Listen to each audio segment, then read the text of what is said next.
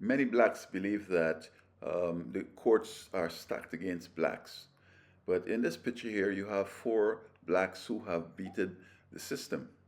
You have Diddy, you have Tiger Woods, you have O.J. Simpson, and you have Mayweather.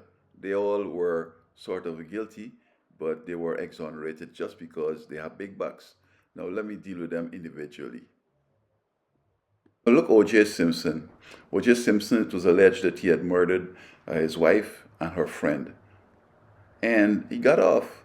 I mean, the glove drama and the blood on the gate and all that stuff, and the high powered attorneys. If he had no big bucks, he couldn't afford that, and he would have been found guilty and be executed. But the irony is that he now writes a book saying that he did kill them. So it's obviously that his money helped him to get off. Then we have Tiger Woods. Tiger Woods and his wife got in a scrape because some woman called his phone and she checked it and discovered it. And then she bust his chops with the golf clubs, smashed the car. And the Department of the Children and Families did not even take the children from them because in that kind of violence, they would have taken them. And he would have been charged, they would have been charged with domestic violence. But why the Department of Children and Family doesn't have money? They get money from taking people's kids away and so on and keeping them in the system and so forth. But with Tiger Woods, they wouldn't have been able to take the kids and they would have had some big time attorneys that paid and helped the judge get elected and all that stuff. So they didn't worry to pursue him because they're going to know they will end up losing. Then entered Floyd Mayweather. He was charged in Las Vegas with some domestic violence, but the judge and all them up there realized that there was a fight coming up and he brings activity and business to Las Vegas. So why put him in jail over something when you could give her a couple of dollars and she'll just go away?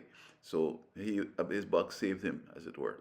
PDD is the top of the case of the class. Now the charges they had of him, those five or so charges, especially the one with the racketeering and so on, it had a life imprisonment. So why would they want to lock him up when he could generate some business for New York? And the people that were in the jury like him and so on, he got big bucks. It seems as though I heard that it cost him like 400 and something $1 million to defend and some lawsuits that he settled. So these suspects were able to pay off people who needed some money to go away.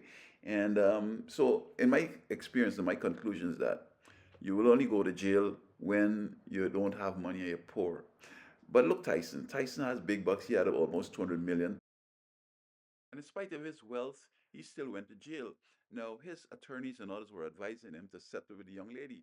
Now, his matter was that he met this lady in a party and talked her up to go to the hotel, and he assumed that sex, or he might have told her about sex and all that. But when she got there, she didn't want to have no sex, or whether it was a game or something. So he engaged, and she alleged that she was raped. And even though he thought that he had the evidence and what really transpired shouldn't, classify as hate, as rape. I don't know if you know that she could have said no, whatever, and I don't know how it went down, but she was gonna settle for a couple of millions, but he felt that no, I'm gonna win this case. I'm justified. I have the case. The law's on my side, but he just wasted his time and ended up sort of going to jail. Met his second wife and so on, and she ended up getting some money after divorce and more headaches. So he's the only one who seemed to have not had his money worked for him. And maybe there are others, but in this case where I'm talking with black celebrities who escape serious crime because consequences because they have big bucks.